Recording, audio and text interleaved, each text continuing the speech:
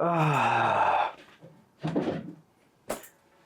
right, I guess today instead of a fun project, what we're gonna be doing is teaching you how to repair, in quotes, cheap furniture so it doesn't end up in the landfill. Why? Because my wife told me to. Matt from the Random Maker, and today we are gonna be teaching you how to cheap furniture such as this one little shoe rack. My wife got it for a good deal and asked if I could fix it. And to give the previous owners credit, they actually did buy the replacement parts. I actually think they tried to use them, but there's a problem, which I'm gonna show in the video, and how to fix it. So let me show you how that's done. I'm gonna remove all the pieces that are actually in good shape, and I'm going to stack them carefully off to the side. This is the broken drawer. As you can see, the pin that holds this, so it is a shoe rack. The pin on this side is toasted. It is no longer there. This drawer is going, but I'm actually gonna have to remove this one nicely or else I'll do damage because it is screwed. You can see here, I'm just going to open it and I'm gonna use Old Reliable to give you a closer view. We can see here, this side is actually in good shape. You're probably gonna see the footage like over there.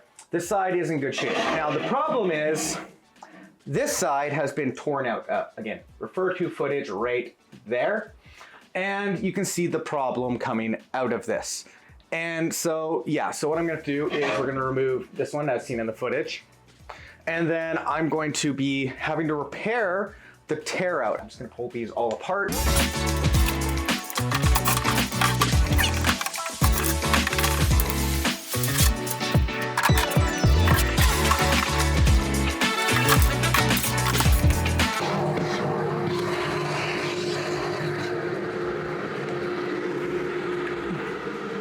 Always make sure you're gonna clean it. So I have a giant vacuum system, so I use that, but any broom or vacuum will do. Let's take a look at this hole. So you can probably see over there what it looks like. As you can see, there is no material really left for these screws to grip in. So what I'm gonna be doing is very simple. I'm gonna be taking standard wood glue and sawdust and creating a hole in that. That's how this is gonna go. Really simple, really easy. And yeah, that's about it for this one. The first step, as anything, is preparation. So, as I don't want the glue absolutely everywhere, what I'm gonna do is I'm just gonna take some green painter's tape and put it over top of the holes. Then I'm just gonna take an X-Acto knife and I'm going to cut the hole that I'm gonna be cutting in. Now, is this going to be perfect? No, but what it is going to do is give me a very clean surface to work on. Now, the next thing I'm going to do is I'm just gonna take my knife and take out some of the material. I'm just gonna quickly do this other hole. It's not a lot of prep on this. It's just keeping the area nice and clean. One of the reasons why these didn't work is they can grab a little bit of material, but they can't grab a whole lot. We're gonna take a quick pause from the video. If you like what this video is going or like the video, hit the like button below. If you have any comments, ideas, or project suggestions, put it in the comments below. If you wanna see all the new videos from the Random Maker, hit the subscribe button and join us. Well, actually, how about this point? Let's move back to the video. Whoop. Okay, the next thing we're going to be doing here is we're gonna be mixing up glue. So basically what I've done is I went into my table saw and I grabbed some of the finest stuff. I didn't want any of the thicker stuff. And I was looking for just clean old sawdust. And these holes are not big, so I'm not gonna be using a whole lot. Next thing I'm gonna do is just take your standard wood glue. And if you can notice, there is a glove on my hand. Now why? Because this is going to get messy and I'm going for lunch soon. So I didn't want to make it too. Now, the big thing is I'm not going to drop the glue right in the middle of the sawdust. And that's probably more than enough for what we're going to be doing. They're two small holes. The reason for this is very simple. I'm going to be taking in the sawdust and mixing it, because if you have too much sawdust, it doesn't get the same strength as if you want. And so I'm just kind of mixing it in, and I'm looking for, I don't know what the right word is, Play-Doh like consistency almost. So what I find is the best. Like, we're almost there now. And I'm just kind of playing with it because what I want to do is I want the wood to be saturated in it. And some people just take a stick and mix it. What I find is I get little patches throughout the mix. Also, I don't want a huge mess. So I'm making essentially like a wood fill you can buy online and all that, but it's just a little easier, and a putty, and pretty simple. I'm just going to take this and I'm going to press in actually pretty hard because the screw hole is where the weakness is. And I don't want it to not get in there. So I'm going to do this with both of the holes. As I said, the screw hole is very important. So what I'm going to do is I'm actually going to just start taking a screw and pressing the material in this hole. Now the reason I need it to be in there, because that's where all our structural issues are. Also, I am going to be removing most of this grain in a second. There we go. Now it's starting to pack in. Now you can use other things. Then I'm just going to take my thumb, pack it all in. The last thing I'm going to be doing is very simple. I'm going to take a piece of wood scrap, there, rubber mallet, and I'm just going to pack it in. Now, what this is doing is making a mess. But what in reality it's doing is it's packing all that material on the very bottom, because remember, I'm going to be scraping actually quite a bit from the top.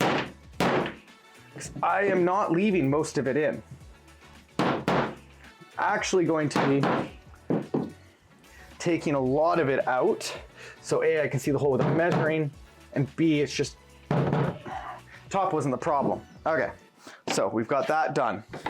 Next, I'm going to actually just take my hand, start to remove a lot until I can see the hole, because I am going to be re-drilling the hole, and I'm going to be removing most of the center anyway, so I'm just going to take my thumb and kind of there. So I am rebuilding the edges while I'm hollowing out the middle, because that's the part I'm going to be removing anyway once I drill it. So we have 2 holes. What we got to do now is I got to wait.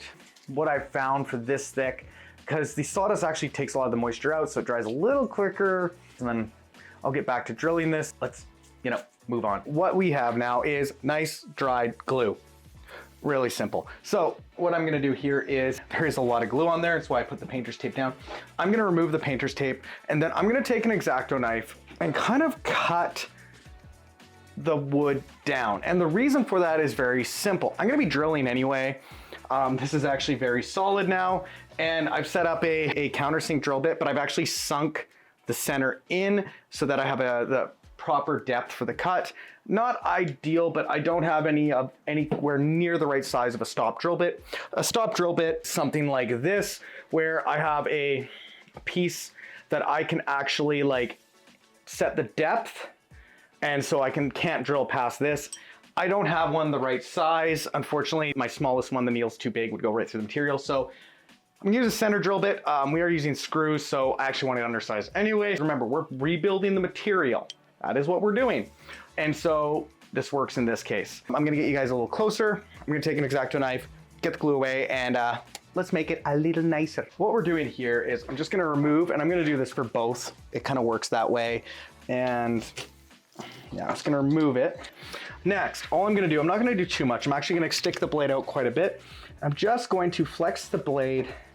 I'm actually just gonna cut a little bit there, so it's nice and smooth. Okay, next thing, I'm gonna take my very weird drill bit. I'm gonna drill right in the center. How do we know? I can see the depression. There we go. I'm gonna drill with a bigger drill bit, and that is gonna let me drill that.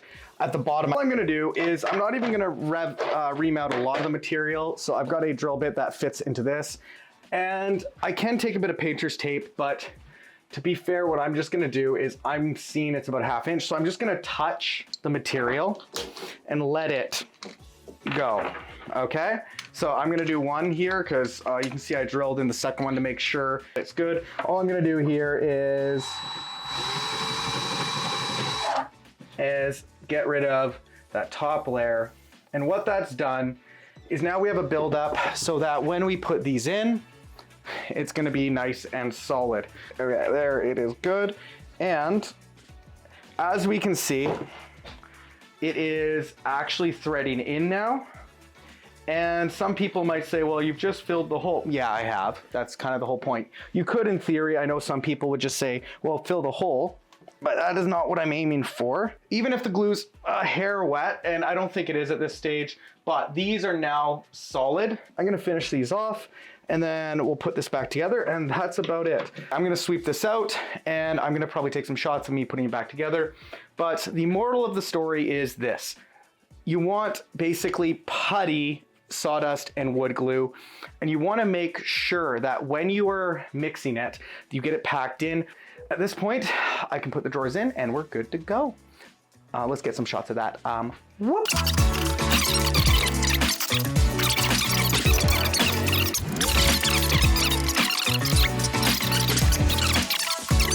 Okay, here we are, a perfectly repaired, in quotes, cheaper piece of furniture. I hate saying that, but I'm gonna leave you with this message. I like to keep things out of the landfill because there's nothing wrong with this shoe rack. Now, it is perfectly functional, and now, in this case, it was just 2 of the holes, and so putting a bit of glue, sawdust, all you need is a drill. If this was a structural flaw, it's a lot harder to repair those because MDF and stuff, if it's a larger crack, it loses its structural stability quite easily. Can be braced, can be done, but is it worth it? I'm gonna be honest, I'll leave that to you. So, you know what? Why don't you check out our next video and come back because we have a new video or short every single week below here to suggest a video for you. So until we meet again, as I always like to close every video out, this is Matt from The Random Maker saying, until next time, let's get making.